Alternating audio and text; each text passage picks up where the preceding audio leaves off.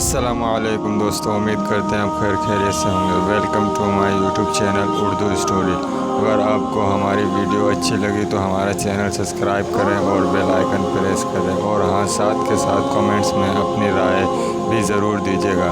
تو چلیں آج کی ویڈیو سٹارٹ کرتے ہیں۔ تو آج کا جو ہمارا ٹاپک ہے وہ ہے جنگ خندق میں حضرت حذیفہ رضی اللہ تعالی عنہ کی جاسوسی کا واقعہ۔ بیان کیا جاتا ہے کہ حضرت حذیفہ بن یمان رضی اللہ تعالی عنہ سے ایک شخص نے، جو کوفہ کے رہنے والا تھا، کہا کہ اے عبداللہ، تم بڑے خوش نصیب ہو کہ تم نے رسول اللہ صلی اللہ علیہ وسلم کو دیکھا اور ان کی مجلس میں بیٹھا کرتے تھے، تو تم کیا کیا کرتے تھے؟ حضرت حذیفہ رضی اللہ تعالی عنہ نے فرمایا، واللہ ہم جانثاریاں کیا کرتے ہیں۔ نوجوان فرمانے لگے، سنیں چچا، اگر ہم حضور صلی اللہ علیہ وآلہ وسلم کے زمانے کو پاتے تو واللہ آپ کے پاؤں بھی زمین پر رکھنے نہ دیتے۔ آپ رضی اللہ تعالی عنہ نے فرمایا، بھتیجے لو ایک واقعہ سنو۔ جنگ خندق کے موقع پر رسول اللہ صلی اللہ علیہ وآلہ وسلم بڑی رات تک نماز پڑھتے رہے۔ فارغ ہو کر دریافت فرمایا کہ کوئی ہے جو جا کر لشکر کفار کی خبر لائے۔ اللہ کے نبی صلی اللہ علیہ وآلہ وسلم یہ وعدہ کرتے ہیں کہ وہ جنت میں داخل ہوگا۔ کوئی کھڑا نہ ہوا، کیونکہ خوف کی، بھوک کی، سردی کی انتہا تھی۔ پھر آپ صلی اللہ علیہ وآلہ وسلم دیر تک نماز پڑھتے رہے۔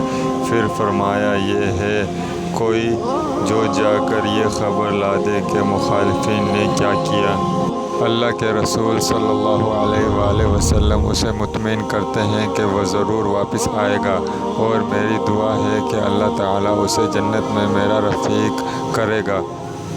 اس بار بھی کوئی کھڑا نہ ہوا، اور کھڑا ہوتا بھی کیسے؟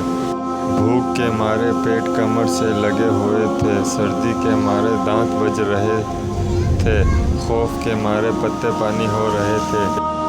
بالآخر میرا نام لے کر رسول اللہ صلی اللہ علیہ وآلہ وسلم نے آواز دی، اب تو کھڑا ہوئے بغیر چارہ ہی نہیں تھا۔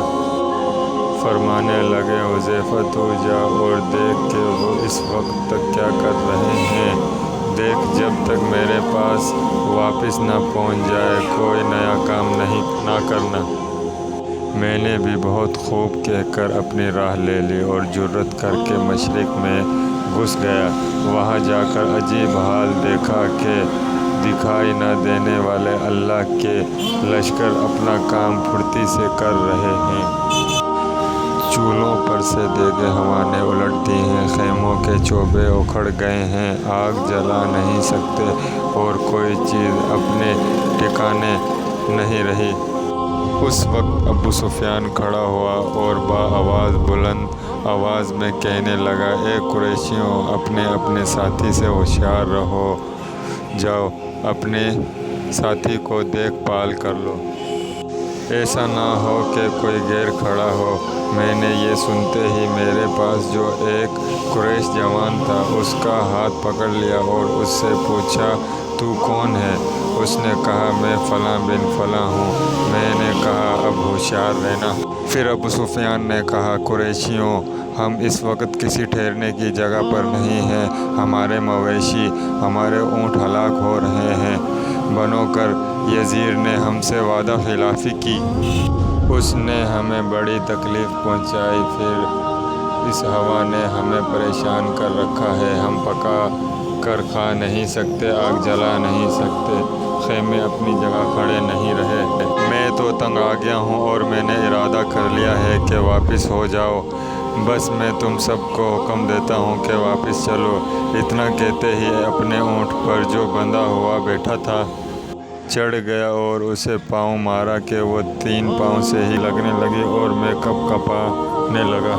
تو حضور صلی اللہ علیہ وآلہ وسلم نے اپنی چادر مجھ کو اڑا دی، اور میں جب اوڑھ کر لیٹا تو مجھے نیند آ گئی اور صبح تک سویا رہا۔ صبح خود رسول اللہ صلی اللہ علیہ وآلہ وسلم نے مجھے یہ کہہ کر جگایا کہ اے سونے والے، بیدار ہو جا اور روا روایت میں یہ بھی ہے کہ جب اس تابعی نے کہا کہ کاش کہ ہم رسول اللہ صلی اللہ علیہ وآلہ وسلم کو دیکھتے اور آپ کے زمانے کو پاتے، تو حذیفہ رضی اللہ تعالیٰ عنہ نے کہا کہ کاش تم جیسا ایمان ہمیں بھی نصیب ہوتا، باوجود نہ دیکھے کہ پورا اور پختہ یقین رکھتے ہو۔